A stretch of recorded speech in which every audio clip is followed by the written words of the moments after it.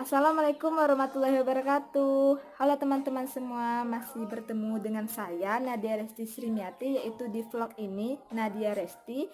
Kali ini saya masih akan membahas tentang bioteknologi dalam bidang aquaculture. Tetapi kali ini saya akan membahas tentang metode atau teknik dalam bioteknologi yang bisa menyimpan sperma, yaitu cryopreservasi atau cryopreservation. Kita akan membahas tentang cryopreservasi. Apa itu cryopreservasi? Cryopreservasi itu merupakan penyimpanan dalam nitrogen cair dengan suhu super dingin, yaitu minus 196 derajat Celcius.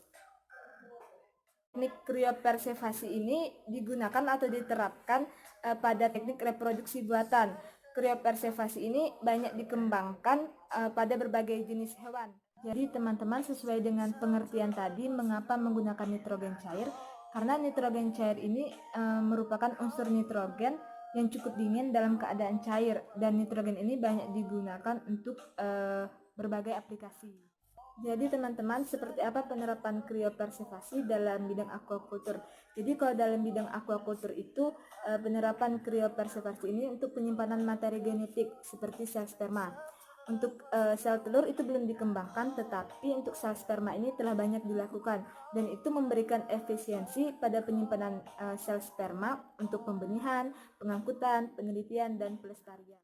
Bagaimana proses atau cara kerja dari cryopreservasi ini pada sperma ikan? Jadi dengan menggunakan nitrogen cair dengan suhu yang super dingin, yaitu minus 180 derajat ke bawah sampai dengan minus 196 derajat Celcius, itu suhu yang super dingin membuat sel sperma itu tidak aktif atau dorman, sehingga apabila diaktifkan sewaktu-waktu tidak terjadi perubahan yang signifikan pada sel sperma tersebut.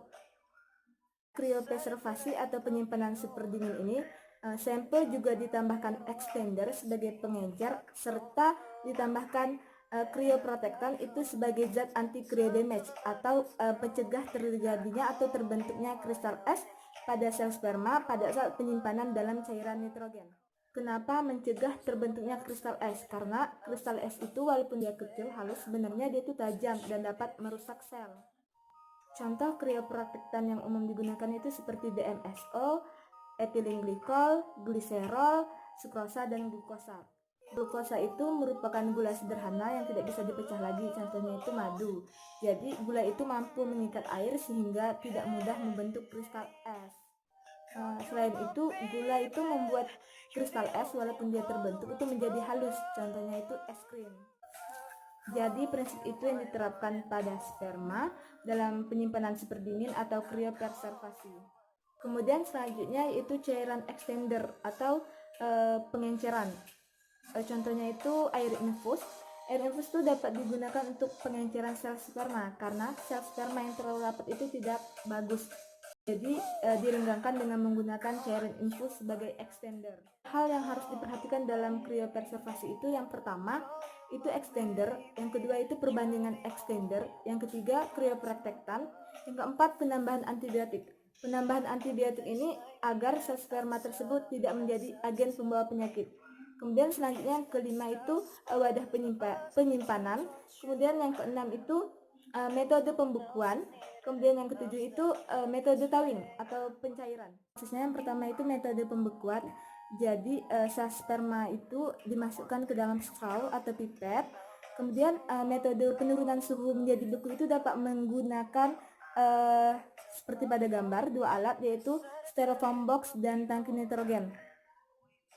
Tangki nitrogen itu pipetnya dimasukkan di dalam sebuah alat berbentuk tabung seperti gambar, kemudian dimasukkan ke dalam tangki nitrogennya. Biasa kalau untuk tangki nitrogen ini penyimpanan dalam jangka waktu yang lama. Berbeda dengan menggunakan styrofoam box. Kalau menggunakan styrofoam box seperti pada gambar, itu menggunakan uap nitrogen cairnya. Biasanya ini digunakan dalam jangka waktu yang pendek. Jadi seperti pada gambar, strawnya dari sel sperma tersebut, dari sampel tersebut disusun seperti pada gambar. Kita lihat pola penurunan suhu dengan menggunakan tangki nitrogen, bisa dilihat pada gambar. Yang pertama itu menggunakan tangki nitrogen, pola penurunan suhunya itu dari minus 40 sampai minus 50 itu langsung turun drastis ke minus 196 derajat Celcius atau 180 derajat, minus 180 derajat ke bawah. Bisa dilihat pada grafik. Kemudian pola penurunan suhu dengan uap nitrogen cair dalam styrofoam box bisa dilihat pada gambar. Itu pola penurunan suhunya tidak terlalu drastis, itu dari minus 25 derajat Celcius, minus 50 derajat Celcius, minus 75 derajat Celcius, turun perlahan-lahan sampai dengan minus 180 derajat Celcius ke bawah. Pada kemasan penyimpanan sampel kriopreservasi bisa dilihat pada gambar. Itu kalau untuk jangka panjang itu menggunakan tangki nitrogen ukuran besar. Kemudian untuk jangka menengah itu menggunakan tangki nitrogen ukuran sedang. Kemudian untuk jangka pendek itu menggunakan styrofoam box. Dan juga untuk pengangkutan itu menggunakan tangki nitrogen ukuran kecil. Itu yang terakhir, thawing atau pencairan. Pencairan ini untuk mengembalikan sel dalam keadaan semula, di mana ini dilakukan apabila ingin menggunakan sel sperma tersebut. Thawing atau pencairan ini dilakukan dalam pemanas air dalam suhu dan waktu tertentu. Jadi, apa keuntungan mengirimkan sperma ikan yang sudah dikriopreservasi dibandingkan dengan mengirimkan atau mengangkut induk jantannya secara langsung? Mengingat kalau Indonesia sendiri atau Kepulauan Riau sendiri ini kepulauan, sehingga untuk pengangkutan induk jantan itu banyak risikonya, karena dalam proses pengangkutan, dalam proses perjalanan itu ikan bisa stres dan bisa terjadi kematian, sehingga bisa menjadikan penurunan terhadap kualitas sperma daripada ikan tersebut. Jadi dengan menggunakan metode kriopreservasi ini jauh lebih mudah. Tidak harus mengirimkan induk jantannya, cukup mengirimkan sampel kriopreservasinya sudah bisa melakukan pemijahan di tempat yang lain. Baik teman-teman, hanya itu yang dapat saya sampaikan. Semoga bermanfaat. Wassalamualaikum.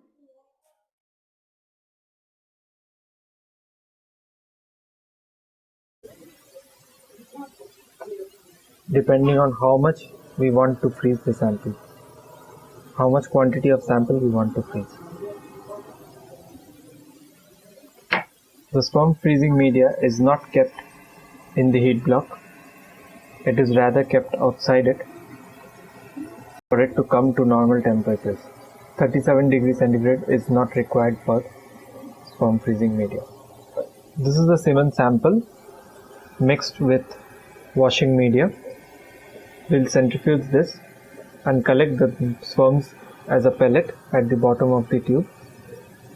Then we can add the freezing media to it.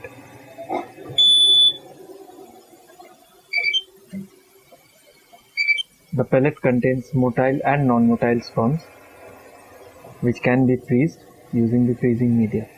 We throw the supernatant off.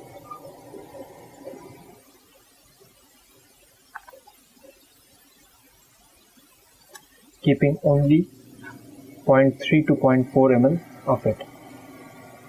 The pellet is thoroughly mixed.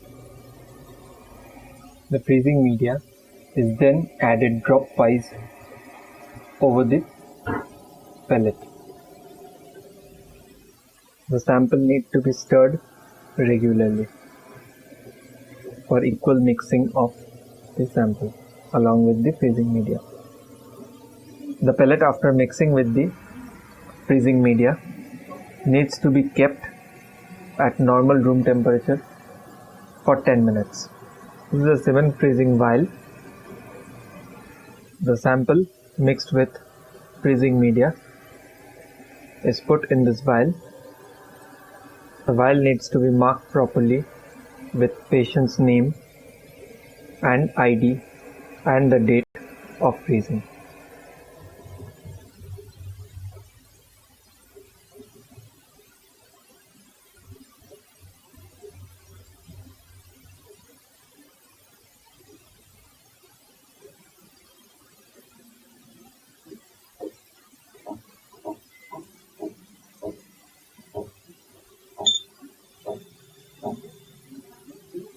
The sample is now kept in liquid nitrogen vapor for 20 minutes.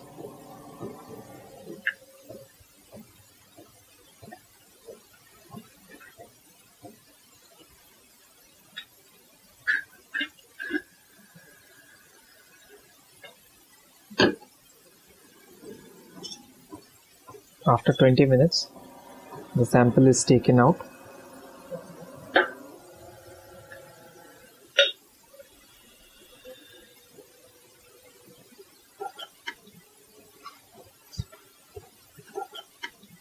The sample is now kept in liquid nitrogen for future use.